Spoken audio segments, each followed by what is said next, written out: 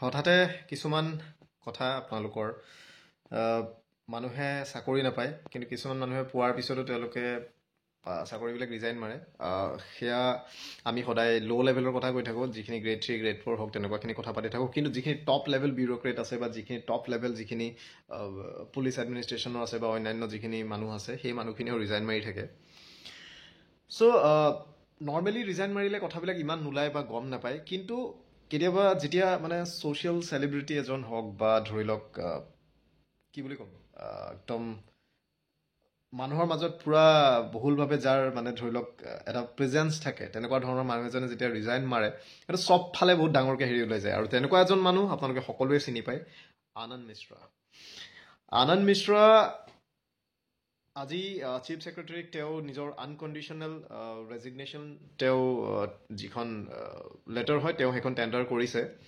আৰু একচেপ্টেঞ্চৰ কথা বাৰু এতিয়ালৈকে গম পোৱা নাই, বাট তেওঁ ৰিজাইন কৰিছে। আৰু একচেপ্ট কৰাৰ পিছত যেতিয়া হোম মিনিষ্ট্ৰীৰ পৰা আপোনালোকৰ ফাৰ্ডাৰ অৰ্ডাৰ আহিব সেইটো বেলেগ কথা, কিন্তু তেওঁ ৰেজিগনেশ্যন টেণ্ডাৰ কৰিছে। চ' সেইটো 2024 মিড জানুৱাৰীত তেওঁ সেইটো যাব।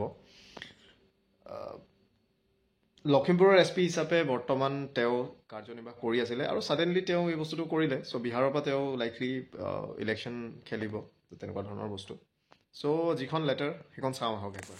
চ' এইজন আনন্দ মিশ্ৰ বহুতো তেওঁ আজি এতিয়ালৈকে একলেট লাভ কৰিছে, হোম মিনিষ্ট্ৰীৰ ফালৰ পৰা হওক বা তেনেকুৱা ধৰণৰ হওক। চ' এতিয়া তেওঁ যিখন ৰেজিগনেশ্যন দিছে, এইখন হৈছে একচুৱেল ৰেজিগনেশ্যন লেটাৰখন লখিমপুৰ। চ' 18-12 তাৰিখে এইখন দিছিলে, চিফ ছেক্ৰেটাৰীলৈ এড্ৰেছ কৰিছে পৱন কুমাৰ বৰঠাকুৰ ছাৰলৈ। So' government of Assam Janata Bhawan Dispur through the DGP Assam, তেওঁ থ্ৰু প্ৰপাৰ চেনেল যে কি আপোনালোকে গম পাইছে। চ' সেইটো ছাবজেক্ট দিছে resignation from the IPS with effective from 16 জানুৱাৰী 2024। চ' 16 জানুৱাৰী 2024 তাৰিখে তেওঁৰ ৰেজিগনেশ্যন তেওঁৰ টেণ্ডাৰ হ'ব। চ' এইটো লিখিছে, this is to submit my unconditional resignation with effective from 16/1/24 from the Indian police service IPS to pursue a life of freedom and independence that I want to realise through various social services in other means that are beyond the mandate of IPS। So' তেওঁ কৈছে যে Indian police ছাৰ্ভিচৰ পৰা তেওঁ 16/1/2024 পৰা তেওঁ resign কৰিব বিচাৰিছে। কি কাৰণে? To pursue a life of freedom and independence. আৰু হয়, আজি গভৰ্ণমেণ্ট জবত থাকি বহু ফালৰ পৰা বহু প্ৰেছাৰ হয় বা এটা নিজৰ লাইফ নাইকিয়া হোৱা নিচিনা এটা বস্তু হয়। চ' তেনেকুৱা ধৰণৰ যিটো বস্তু হয়, চ' সেইটোৰ পৰা তেওঁ ওলাই আহিব বিচাৰিছে, আৰু থ্ৰু ভেৰিয়াছ ছ'চিয়েল ছাৰ্ভিচেছ তেনেকুৱা ধৰণৰ কাম কাজ তেওঁ কৰিব বিচাৰিছে। চ' সেইখিনি যিটো IPSত থাকি তেওঁ সেইখিনি কৰিব নোৱাৰে, যিহেতু বহুতো ৰুল ৰেগুলেশ্যন থাকে বা বহুখিনি কথা বতৰাত এইবিলাক মানে বুজি পাইছে আৰু। চ' তেওঁৰ ডিটেইলছ কি হয়? নেম হৈছে আনন্দ মিশ্ৰা, ছাৰ্ভিচ হৈছে Indian police service IPS, cadre হৈছে আছাম মেঘালয় কেডাৰ, বেটছ হৈছে 2011 ৰেগুলাৰ ৰিক্ৰুটৰ তেওঁৰ বেটছ হয়। প্ৰেজেণ্ট পষ্টিং তেওঁ SP হিচাপে লখিমপুৰত আছে, SP লখিমপুৰ। চ' ৰিচেণ্টলি তেওঁৰ কথা ওলাইছিলে, মণিপুৰৰ যিটো ছিটুৱেশ্যন আছিলে তালৈ তেওঁক ডেপিউট কৰাৰ কথা আছিলে, সেইটো শান্ত কৰিবৰ কাৰণে। চ' গৈছিলোঁ। So' reason for tendering resignation হৈছে যে pursuit of other social and personal goals in life. So' তেওঁৰ পাৰ্চনেল যিবিলাক গ'ল আছে সেইবিলাক তেওঁ, বা ছ'চিয়েল যিখিনি গ'ল আছে তেওঁ সেইবিলাক কৰাৰ কথা আছে। চ' এইটো ওলাইছে ইফাল সিফাল কথা যে বিহাৰৰ চাৰ্টেন কোনোবা এটা জেগাৰ পৰা তেওঁ ইলেকশ্যনত কণ্টেষ্ট কৰিব। চ' সেইটো আৰু ভেৰিফাইড নহয় বাৰু বস্তুবিলাক। চ' যি কি নহওক, so' the date on which I want to resign from service. So' কেতিয়া তেওঁ ৰিজাইন কৰিব বিচাৰিছে? 16/1/2024। 16/1/2024 তেওঁ ৰিজাইন কৰিব বিচাৰিছে। I shall be very grateful for your kind consideration in getting this resignation letter accepted and relieve me from the IPS. Also, I would kindly request you to get the needful done to clear my financial dues and related accruals which I might have earned during my service in the IPS. So, sincerely, Anand Mishra, IPS, Superintendent of Police, Assam Meghalaya Kedar, Lakhimpur. So, এইটো। চ' এতিয়া তেওঁ দিছে, মই ক'লোৱে অলপ আগত যে তেওঁ ৰেজিগনেশ্যন টেণ্ডাৰ কৰিছে, কিন্তু সেইটো একচেপ্ট কৰিব লাগিব। হোম ডিপাৰ্টমেণ্ট হওক বা আমাৰ চিফ ছেক্ৰেটাৰী হওক বা ধৰি লওক আমাৰ চেণ্ট্ৰেল হোম মিনিষ্ট্ৰী হওক, তেওঁলোকে তালৈ পঠিয়াব।